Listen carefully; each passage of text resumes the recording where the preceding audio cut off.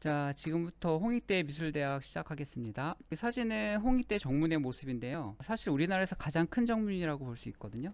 이게 통짜 건물인데 그 홍문관이라고 그 여기에서 이제 시각 디자인과가 수업을 하고 있는데, 아무튼 여기 뭐 이쪽 과는 괜찮은데 좀 순수 쪽은 좀 시설이 좀 많이 안 좋다는 이야기 좀 들리는데, 뭐 전통이 깊다 보니까 좀 이해를 해야겠죠.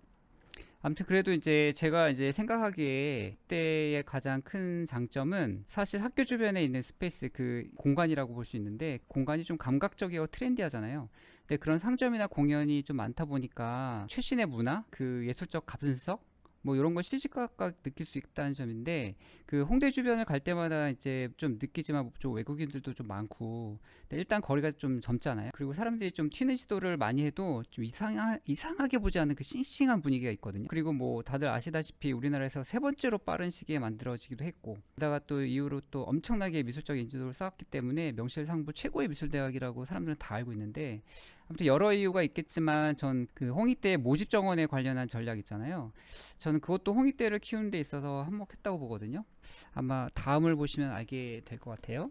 자, 여기 홍익대 모집 정원을 보시면 뭐 예술학과 24명, 뭐 동양학과 24명, 해학과 47명, 판학과 23, 조속과 23, 디자인학부 무려 86명, 금속 19명, 도예 19명, 목재현 19명, 섬유 19명, 이제 미자 79명, 엄청 많죠.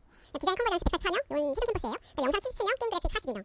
이렇게 엄청 많은 인원을 뽑는데, 사실 그렇잖아요. 확률적으로 이렇게 많은 인원을 뽑아주면 또 그 인원들이 또 졸업을 하는 거고, 그 졸업한 그 학생들 중에서 좀 뛰어난 인재가 뭐 나오는 경우고, 확률상 그러다 보니까 그런 것들이 좀 쌓여가면서 어떤 미술적 인지도를 많이 쌓았던 것 같아요. 자, 그러면 한번 그 홍익대 수시 한번 좀 자세히 한번 볼게요. 여기 보시면은 전형 요소 나왔는데, 여기 미술 계열 나와 있죠. 여기 보면 교과 20에 서류 80으로 1단계 뽑아주고요. 뽑아진 상태에서 이제 합격한 친구들이 서류 40에 면접 60으로 이제 뽑히거든요. 그러니까 실제로는 서류와 면접으로 여기선 뽑는다라고 보시면 되고, 근데 여기 보시면 서류의 내용을 보면 여기 학교생활기록부하고 미술활동보고서 들어가거든요. 학교생활기록부는 보통 이제 가능성 있는 게 2.5 이상 정도 보시면 되고, 서류 내용도 좀 약간 좀 풍부하고 친구의 고등학교 때 가졌던 미술적 경험이 좀 많이 다채롭고 풍부하다라고 생각하면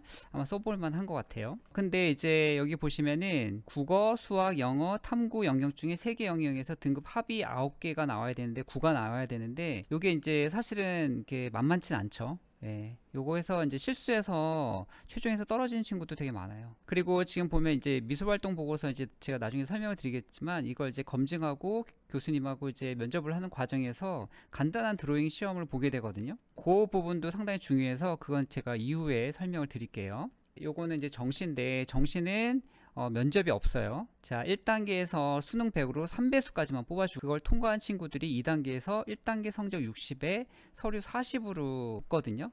서류 내용도 좋아야 되고 무엇보다도 성적이 상당히 좋아야 된다. 무조건 뭐 90 이상 나와야지 가능성이 있다라고 보시면 될 것 같아요. 그래, 해마다 조금씩 뭐 오차는 있는데 약간 이것이 올라갔다 내려갔다 이렇게 하는 거니까 그건 이제 상황에 봐서 지원하면 될 것 같아요.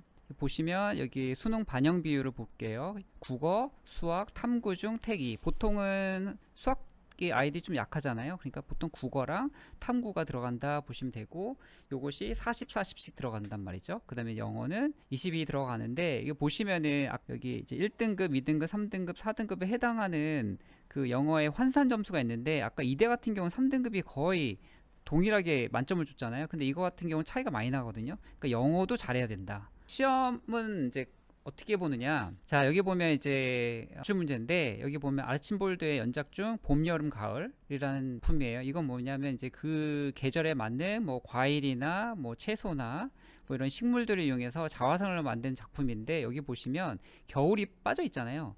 그래서 이 겨울을 학생들한테 그려보라고 하는 거예요. 그러니까 이 그림들을 잘 분석한 다음에 그 다음에 자기가 생각하는 자기의 감성에 맞는 어떤 그림을 그려내야 되는 건데, 문제는 이게 시간이 되게 짧다는 거예요. 그러니까 이게 짧은 시간 내에 이거를 해결해야 된다는 거고, 뿐만 아니라 그걸 갖고 또 교수님하고 어떤 자기의 작업 내용에 대해서 논리적으로 설득력 있게 설명해야 된다는 거. 창의적인 혹은 시각적인 문해 능력이 좀 필요하다라고 보시면 될 것 같아요. 한 줄을 좀 정리해보면, 홍대를 가기 위해서는 성적이 당연히 우수해야 되고요. 서류 내용이 좀 풍성한 친구들이 좀 유리하다. 두 번째는 순발력이 필요한 드로잉을 잘한다. 왜냐하면 시간이 좀 짧기 때문에 컴팩트하지만 되게 성격이나 어떤 특징이 잘 드러나는 드로잉을 좀 해낼 줄 알아야 되는데 요건 조금 나름대로 연습이 좀 필요한 것 같아요. 세 번째는 그 다음에 논리적인 인터뷰를 잘한다 라고 얘기를 했는데 이게 뭐냐면 자기 작업에 대해서 잘 설명할 줄도 알아야 되는 그런 어떤 PT 능력,